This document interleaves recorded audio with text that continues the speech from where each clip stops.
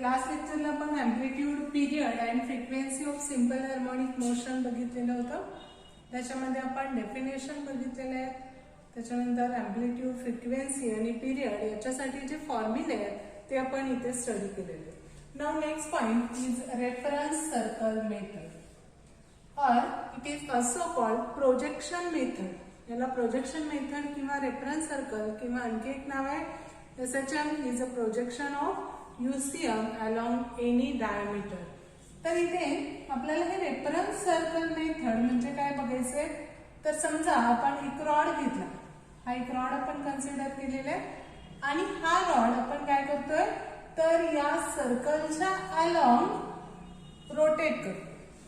सर्कलच्या अलॉंग त्याला rotational motion दिली आणि तो रॉड जर या XY प्लेन मध्ये रोटेट होत असेल, तो काय केलेला आहे या XY प्लेन मध्ये रोटेट केलेला आहे आणि याची जी मोशन आहे ती अँटी क्लॉकवाईज मोशन.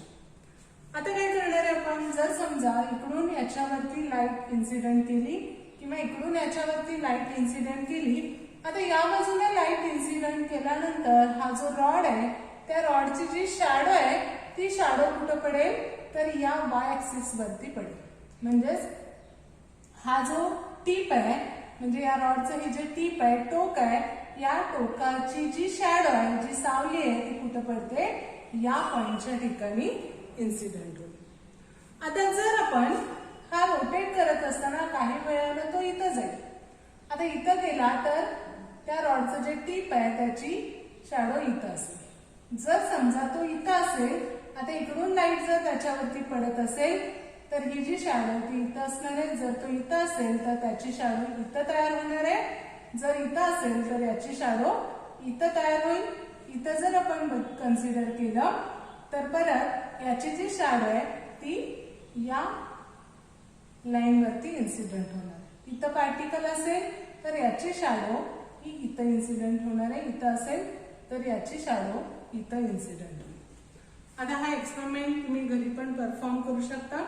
कोणताही एखादी बॉडी जर आपण सर्कलमध्ये रोटेट केली तर त्याच्या पॅरलली ऑब्झर्व करायचं. पॅरलली जर तुम्ही ऑब्झर्व केलं तर त्या सर्कलचा जो डायमीटर आहे त्या डायमीटर वरती त्याची मोशन या पद्धतीने होत असलेली आपल्याला बघायला मिळते.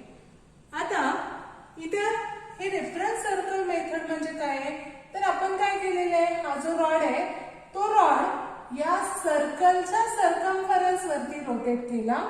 मग जेव्हा एखाद्या बॉडीची मोशन सर्कलच्या सर्कम्फरन्स वरती असते तेव्हा ती मोशन कोणती असणार आहे, युनिफॉर्म सर्क्युलर मोशन असते. If any object is rotating along the circumference of circle with constant speed, then that motion is uniform circular motion. Now we have seen in this chapter what is meant by simple harmonic motion. And we know this simple harmonic motion is the to and fro about its mean position.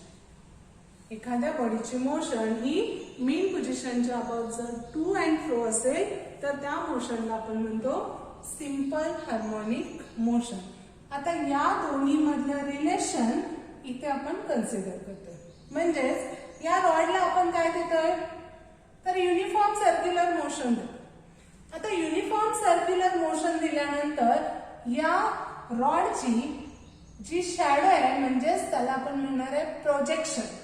त्याला काय म्हणायचं, shadow or projection. तर या प्रत्येक पॉइंटच्या ठिकाणी जर आपण त्याचं प्रोजेक्शन या Y ऍक्सिस वरती कन्सिडर केलं तर इथे बघा इथून इकडे जात असताना रॉड काय होणार आहे, त्याची शॅडो इथून वरती जाईल. रॉडची जी शॅडो आहे ती काय होणार आहे बघा, इथे हा जो ओरिजिन आहे समजा इथं असेल रॉड तर इथे येणार आहे, हळूहळू इकडे जाईल. त्याची जी मोशन आहे ती काय होणार आहे या डायरेक्शनने वरती जाईल. कुठपर्यंत, जोपर्यंत हा त्याची मोशन इथपर्यंत परफॉर्म करतो त्यावेळी त्या रॉडची शॅडो इथून ओरिजिन पासून इकडे Y ऍक्सिस कडे जाते. आता परत जर आपण कन्सिडर केलं हा रॉड इकडून इकडं चालला तर परत काय होणार आहे, हा वरून खाली येणार आहे, इथपर्यंत येईल. परत इथून इथं कुठपर्यंत त्याची जेव्हा मोशन होते तेव्हा या रॉडची शॅडो इथून खाली येणार आहे आणि परत जर आपण इथून इकडं कन्सिडर केलं तर त्यावेळी याची जी शॅडो आहे ती परत कुठे येते, या सेंटरच्या ठिकाणी येते. आता बघा मी इथं सेपरेटली काढून दाखवते. ही मेन पोझिशन आपण कन्सिडर करूया. या मेन पोझिशन पासून सुरुवातीला ही शॅडो कुठे गेली, या पॉइंट कडे गेली. हा ए पॉइंट कन्सिडर करूया.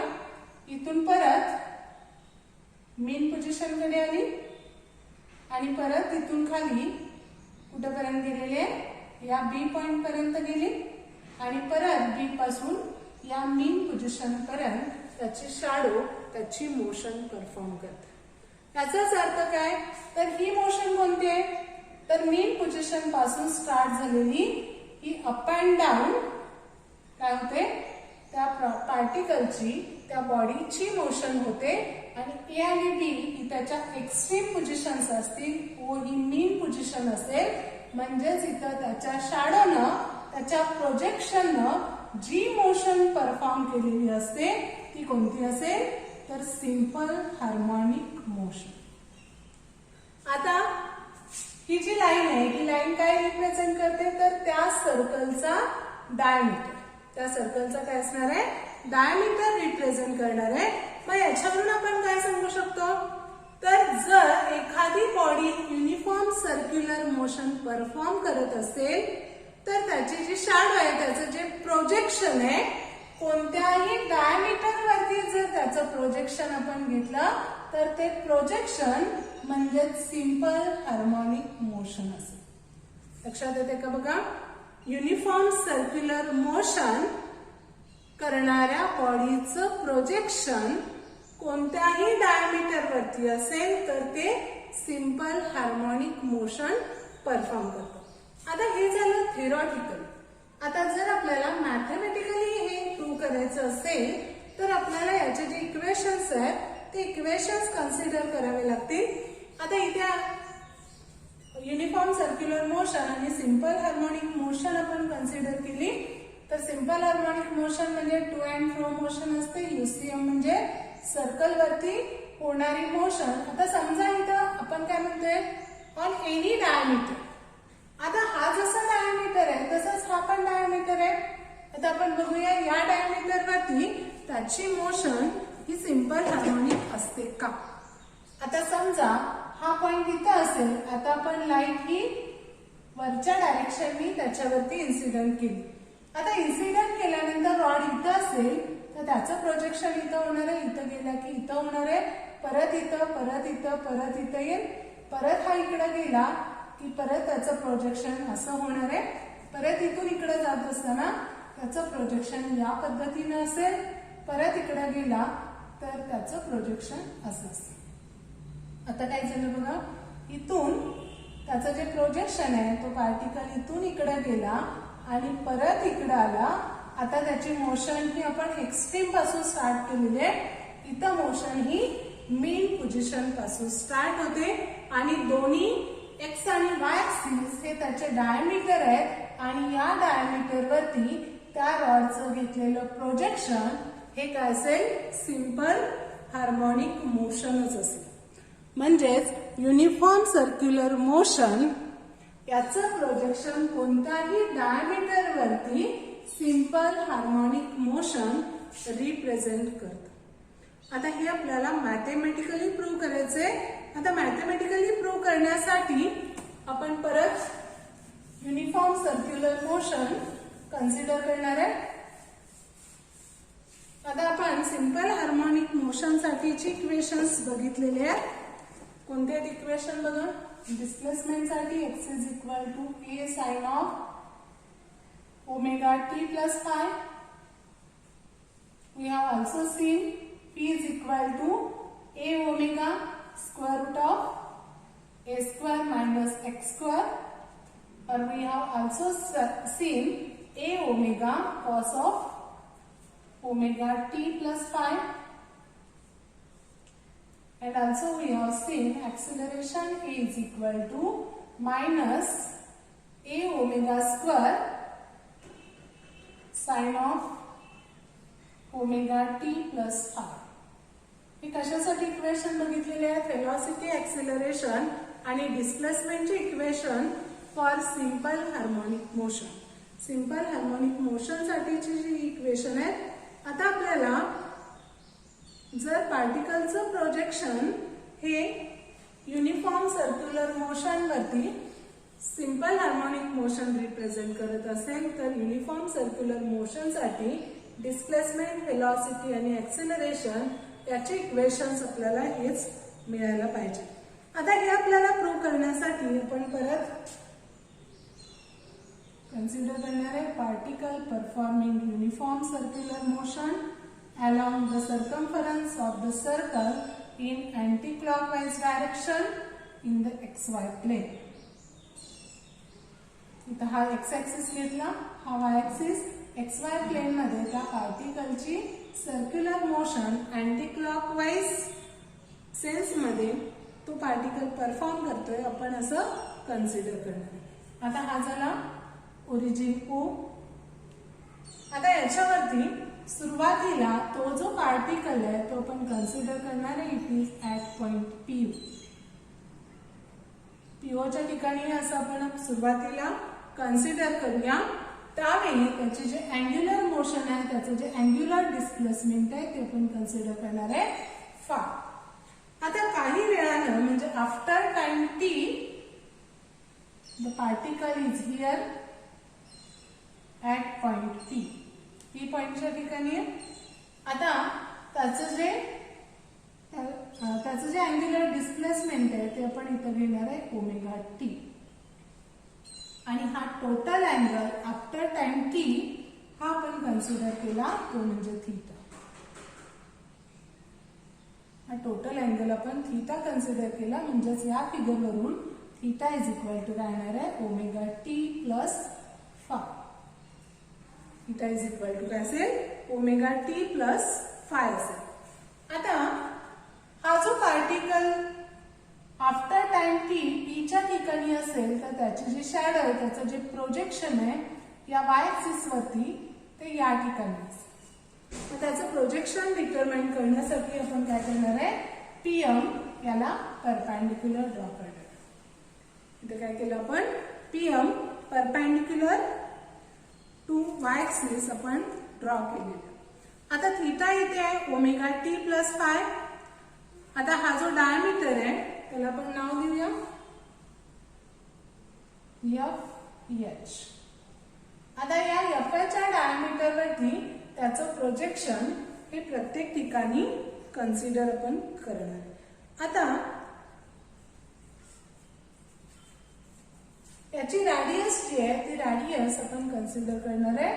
It is R. आता याच्यामध्ये आपल्याला हे प्रोजेक्शन कन्सिडर करायचंय म्हणजे OM हे जे डिस्टन्स आहे त्याचं जे डिस्प्लेसमेंट आहे ते डिस्प्लेसमेंट आपल्याला इथे कॅल्क्युलेट करायचं. तर इथे y ऍक्सिस वरती आहे त्यामुळे याला आपण y कन्सिडर करूया. आता जर हा अँगल थीटा असेल तर हा अँगल काय असणार आहे? थीटा असेल. मग आपल्याला पहिल्यांदा म्हणजे त्याचं जे डिस्प्लेसमेंट आहे ते A sine of omega t plus phi आहे. हे आपल्याला प्रूव्ह करण्यासाठी आपण काय करणार? इन ट्रायंगल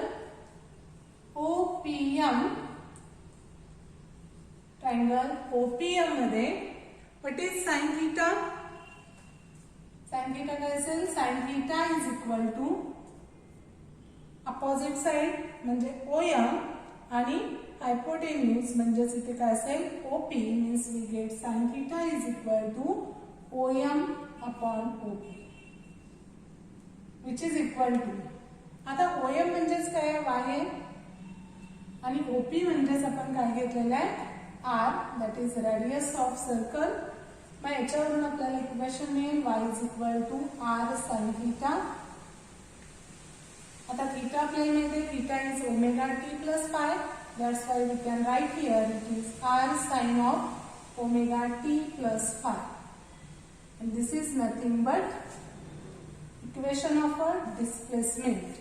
आणि हे इक्वेशन याच्याशी कंपेअर केलं then we can say that it also represents simple harmonic motion. म्हणजे इथं डिस्प्लेसमेंटचं जे इक्वेशन आहे y is equal to r sine of omega t plus phi.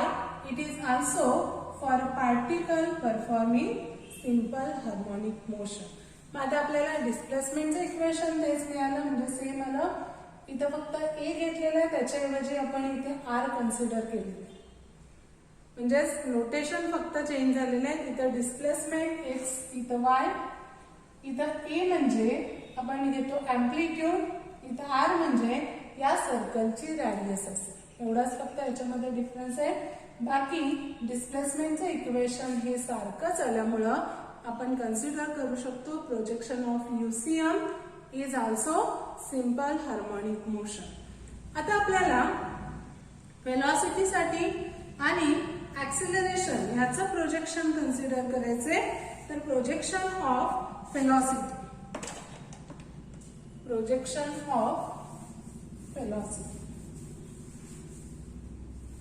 हे झालं projection of displacement. Now projection of velocity.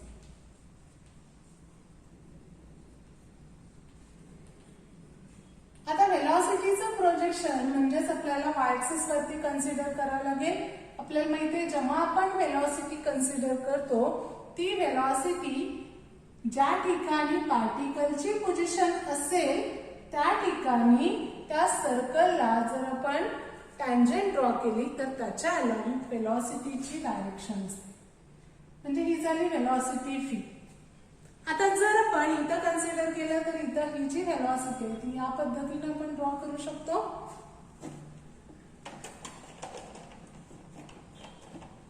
इथे बघा या पद्धतीने आपण ड्रॉ करू शकतो फी. आता हे काय झालं तर त्या पार्टिकलची लिनियर वेलॉसिटी आपण कन्सिडर केली. पण आपल्याला काय पाहिजे या y ऍक्सिसच्या अलॉंग असणारं त्याचं वेलॉसिटीचं कॉम्पोनंट आपल्याला काढायचं. मग इथं जर आपण कन्सिडर केलं तर तो कॉम्पोनंट हा काय असेल फी वाय असेल. तो कॉम्पोनंट काय असेल फी वाय असेल. मग आता आपण इथे हा वी वाय कन्सिडर करतोय. म्हणजे या डायरेक्शनच्या अलॉंग हा वेलॉसिटीचा कॉम्पोनंट असेल आणि या डायरेक्शनच्या अलॉंग ही लिनियर वेलॉसिटी व्ही कन्सिडर केलेली आहे. आता या दोन्ही मधला जो अँगल आहे तो अँगल इथं काय असेल थीटा असेल. आता हा थीटा अँगल का घ्यायचा तर आपण जर ऑब्झर्व केलं तर हा थीटा अँगल कशामधला आहे बघा या ओपी मधला आणि या OX मधला. ओपी मधला आणि OX मधला अँगल आहे. तर तुम्हाला 10वीला प्रूव्ह झालेला असेल या दोन लाईनला जर आपण परपेंडिक्युलर ड्रॉ केली म्हणजे समजा ही एक लाईन आहे ही एक लाईन आहे या दोन्ही मधला अँगल आहे थीटा. तर या दोन्हींच्या परपेंडिक्युलर्स मधला अँगल पण हा थीटा असतो. म्हणजे हाच परपेंडिक्युलर आपण काय केलेला आहे इथे ड्रॉ केलेला आहे आणि याच्या मधला अँगल पण काय असेल इथं थीटा असेल. म्हणजे जे परपेंडिक्युलर्स आहेत म्हणजे या P ला हा परपेंडिक्युलर आहे आणि या X ला हा Y परपेंडिक्युलर आहे. त्यामुळे त्या दोन्ही मधला अँगल हा काय असेल थीटाच असेल. म्हणजेच इथं हा वेलॉसिटीचा कॉम्पोनंट आणि इथे y ऍक्सिसच्या अलॉंग असणारी वेलॉसिटी याच्यामधला अँगल इथं असेल थीटा. आता आपल्याला ही वेलॉसिटी कॅल्क्युलेट करायची आहे. मग त्याच्यासाठी हा जर थीटा असेल तर थीटाच्या जवळची ही जी साइड आहे थीटाच्या जवळची जी साइड आहे म्हणजेच तो कॉम्पोनंट काय असेल v y is equal to v cos theta. बघा आणखी एकदा लक्षात येते का आपण वेक्टर्स मध्ये बघितलेलं होतं. हे वेक्टर r असेल इथे अँगल थीटा असेल तर याचा r चा याच्या अलॉंग असणारा कॉम्पोनंट हा r कॉस थीटा असतो आणि इकडे असेल तो काय असेल r साइन थीटा असेल. म्हणजे थीटाच्या जवळची साइड ही काय घ्यायची r कॉस थीटा. तसंच आपण काय केलेलं आहे फी आपण रिझॉल्व केलेलं. मग अलॉंग y ऍक्सिस त्याचा जो कॉम्पोनंट आहे तो थीटाच्या जवळची साइड आहे त्यामुळे काय येणार v y is equal to v cos theta. आता आपल्याला माहिती आहे v is nothing but v is equal to r omega. जर आपण याच्यामध्ये सबस्टिट्यूट केलं तर इथे मिळेल v y is equal to r omega cos theta. Again we know This theta is omega t plus phi. That's why r omega cos of omega t plus phi. This represents simple harmonic motion. म्हणजे वेलॉसिटीचं जे equation आहे ते वेलॉसिटीचं equation पण काय आलं, simple harmonic मोशनचं जे equation आहे तेच इक्वेशन आपल्याला परत इथे मिळाले. आता आपल्याला काढायचं आहे ते म्हणजे projection of acceleration. Projection of acceleration. आता ऍक्सिलरेशनचं प्रोजेक्शन कन्सिडर करण्यासाठी न्यू डायग्राम काढते. तर इथे पण आपण कन्सिडर करणार आहे particle performing uniform circular motion in this XY plane. XY plane मध्ये हा पार्टिकल आहे. आता आपण त्या पार्टिकलची position after time t consider केली. It is p. आता या p चं जे ऍक्सिलरेशन आहे, जर इथं सर्क्युलर मोशन परफॉर्म होत असेल then we know that there should be centripetal force and it is always acting towards the centre of circle. Similarly, we have seen the direction of centripetal acceleration or radial acceleration, it is also towards center of the circle. म्हणजे इथं जे acceleration असणार आहे त्या ऍक्सिलरेशनची, त्याच्यासाठी आता इथं मी ए use करते. ऍक्सिलरेशन साठी आता ए यूज केलेलं आहे. तर इथं ए ची जी डायरेक्शन आहे ही कुठं असेल, टुवर्ड सेंटर असेल. आता परत हे जे ए आहे ते आपण दोन कंपोनंट मध्ये रिझॉल्व्ह करणार आहे. आपल्याला माहिती आहे कोणताही इन्क्लाइंड फोर्स असेल तर आपण काय करतो, हॉरिझॉन्टल आणि व्हर्टिकल असे दोन रेक्टँग्युलर कंपोनंट त्याचे कन्सिडर करतो. तसंच इथं ए आपण रिझॉल्व्ह केलेलं आहे एक या डायरेक्शनला आणि एक या डायरेक्शनला. तर आपल्याला इथे या डायरेक्शनला एक कंपोनंट मिळेल आणि इथे या डायरेक्शनला एक कंपोनंट मिळेल. आता ए चा जो कंपोनंट आहे जो पॅरलल टू वाय ऍक्सिस असेल तो आपण घेणार आहे AY आणि इथे पॅरलल टू एक्स ऍक्सिस आहे त्यामुळे तो आपण कन्सिडर केला विच इज AX. आता आपल्याला माहिती आहे हा जो अँगल आहे तो काय असेल, थीटा असेल. हा थीटा असेल तर हा थीटा असणार आहे.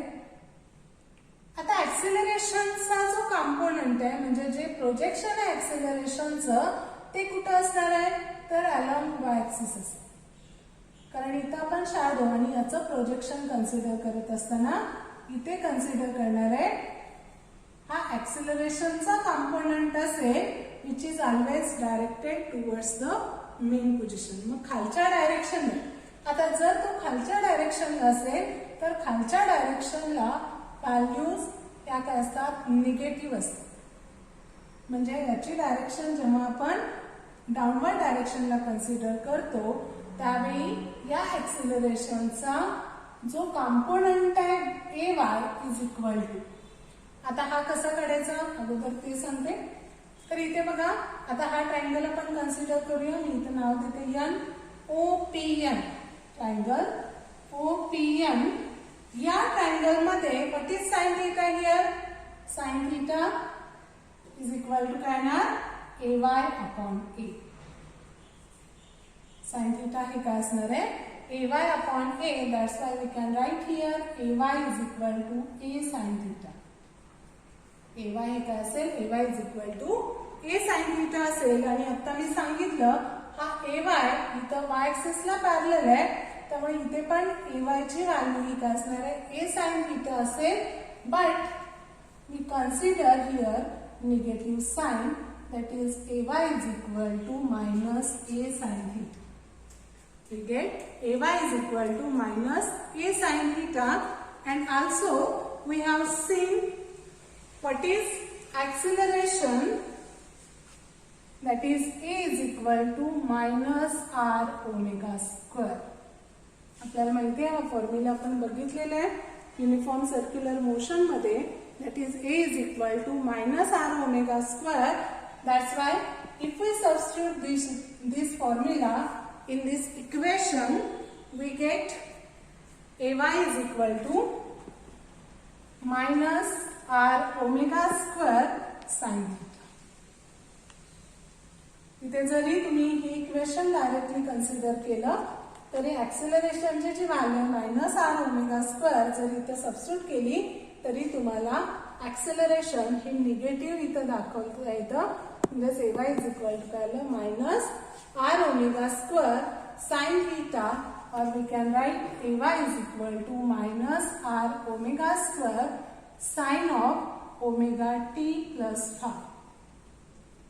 Now this acceleration is also acceleration of simple harmonic motion.